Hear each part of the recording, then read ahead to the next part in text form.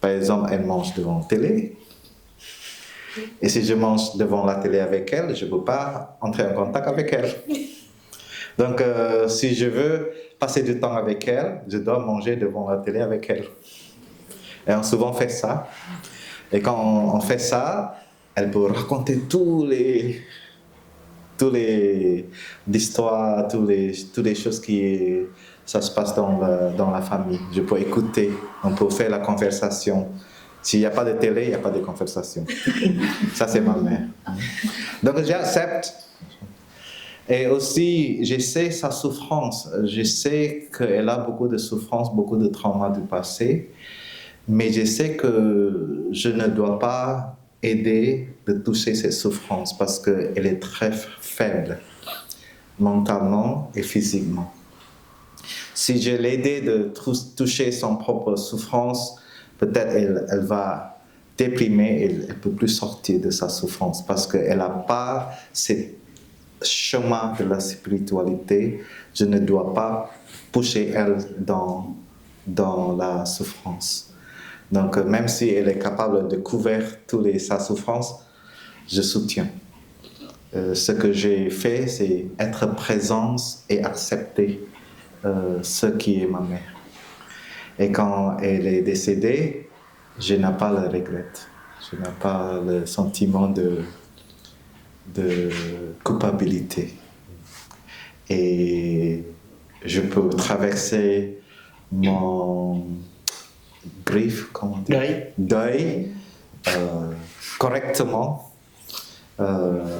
et passer le temps pour contempler, pour comprendre, jusqu'à après je peux lâcher prise complètement. Et voilà. Merci, merci ma soeur de m'offrir cette bol. J'aime bien passer après. Je pense qu'on est 1, 2, 3. On peut faire un club des enfants qui ont problème avec la maman. Est-ce que qui c'est qui veut se joindre? Voilà.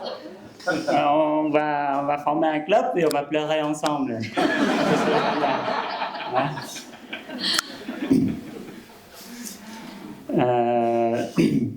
Ma mère, elle a 86 ans maintenant et elle est à l'EHPAD, dans une maison pour personnes âgées, et elle perd beaucoup sa mémoire.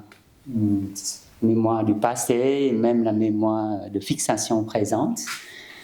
Bon, elle reconnaît encore heureusement ses enfants. Mais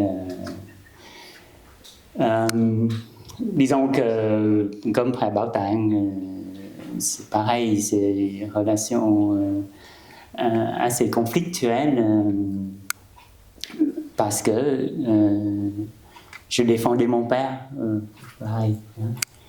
Et, mais récemment, j'ai pu découvrir que ce que je contrais, c'est ma mère, c'est-à-dire sa rigidité ou sa dureté, par exemple,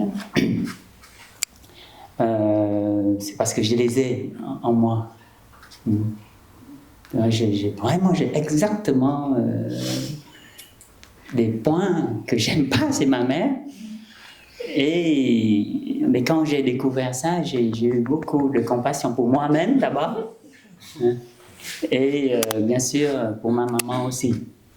Mais ça ne veut pas dire que ça résout. Mais comme ça Diagné m'a développé aussi, c'est-à-dire vu le contexte où elle a grandi, comment mes grands-parents l'ont éduquée, sans trop peut-être, avec certainement, comme elle a été comme une sœur aînée aussi, elle a dû s'occuper beaucoup de ses jeunes frères et sœurs, et donc elle n'a pas reçu l'affection ou la tendresse de mes grands-parents, et donc elle n'a pas su avoir cette tendresse pour nous les enfants. Enfin, moi et un autre frère, nous ressentons ça, nous sommes plus sensibles. Et ça, c'est en arrière-plan qui fait que, bon, en plus, comme toutes femmes asiatiques, elles sont maîtresses de maison. C'est le général dans la maison, hein, tu peux le confirmer, toi. Et donc, mon père est assez dominé par ma mère. Et après, quand ils deviennent âgés, bon, c'est rebellé. Et moi, j'étais du côté de mon père. Hein. Et, mais en fait, quand j'avais une copine, elle avait exactement j'ai changé le caractère, mais fort de ma mère. C'est dingue, hein? Mais c'est d'ailleurs peut-être pour ça que ça ne marche pas, hein, que je suis moi maintenant, heureusement.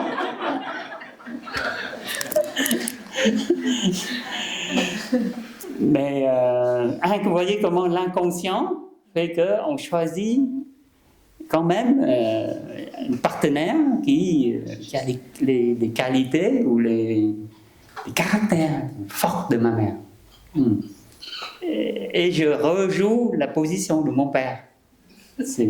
Bon, bref, heureusement que c'est moi maintenant, toujours. Sinon, j'aurais souffert. J'aurais souffert maintenant aussi. Me noter jusqu'au bout, quoi.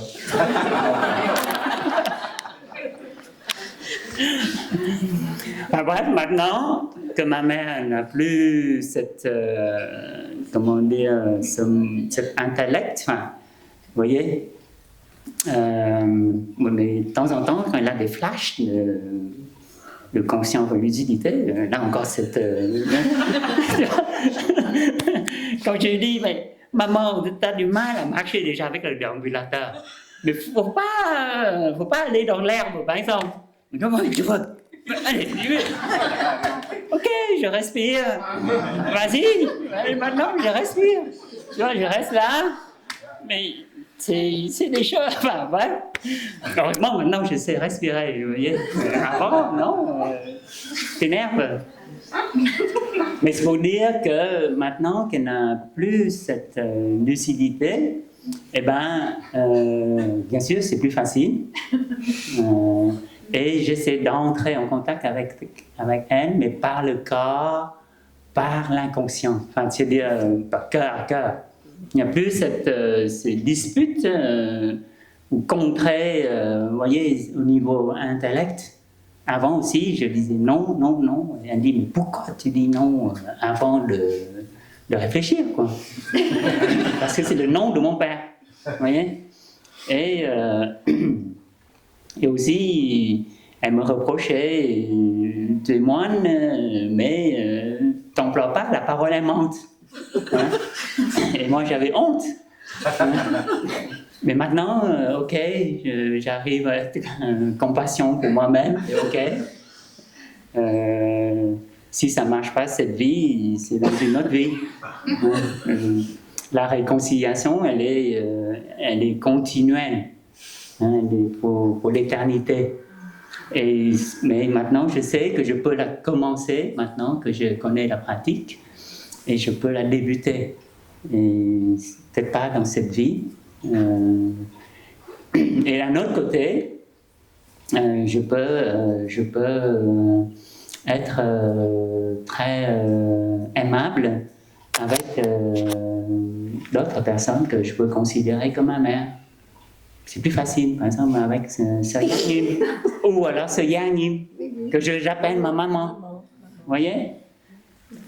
Parce qu'elle aussi, elle a aussi un fils qui est à peu près mon âge, mais qu'elle ne voit pas souvent. Et donc moi, quand je la vois, je suis son fils. Hein, n'est-ce pas, maman? Donc, non-discrimination, pour en venir. Mais on peut très bien, c'est comme si, il n'y a pas de honte, il n'y a pas de culpabilité. C'est dans la famille, parmi nos plus proches que c'est le plus difficile à pratiquer. Hein? Et ça, tous les maîtres zen, c'est connu dans la tradition des pratiquants, hein, des maîtres, que dans le niveau de difficulté de pratique, le premier c'est dans votre famille. Hein. On peut pratiquer la parole un manque avec tout le monde, mais sauf avec ma mère. C'est pareil. Et le deuxième niveau, c'est dans la... alors, le plus difficile, c'est la famille. Et le moins difficile, c'est dans on dit au marché ou dans l'entourage moins proche, ou société. Et puis le plus facile, c'est dans les centres de pratique. Et c'est pour ça qu'on a choisi la voie la plus facile, nous. Parce que nous sommes paresseux. Voilà. Donc si tu veux un peu plus facile, viens nous rejoindre pendant un certain temps. Bon, bonne continuation. Merci. Cher Saga, merci beaucoup de votre présence, votre question. Yeah. Et merci Sir Nim et Fabio aussi d'être là pour partager. Et on va terminer notre session questions-réponses maintenant parce qu'on a aussi la session de Tai Chi encore.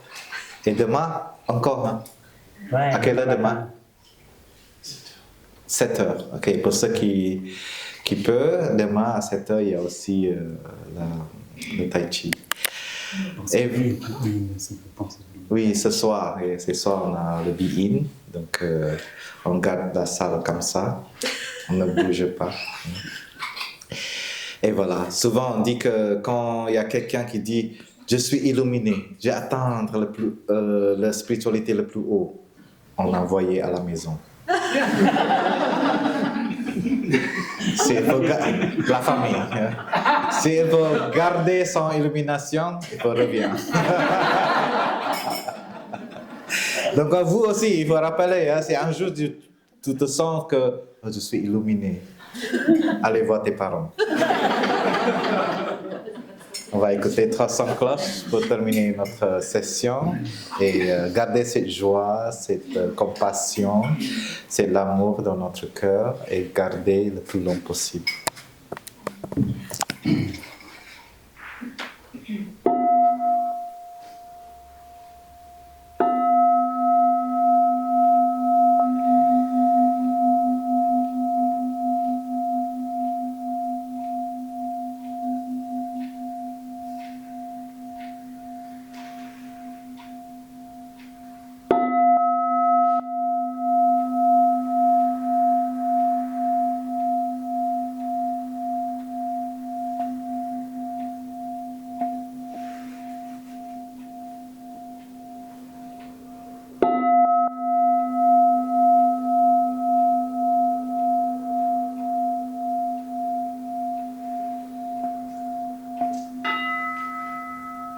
Masser nos jambes.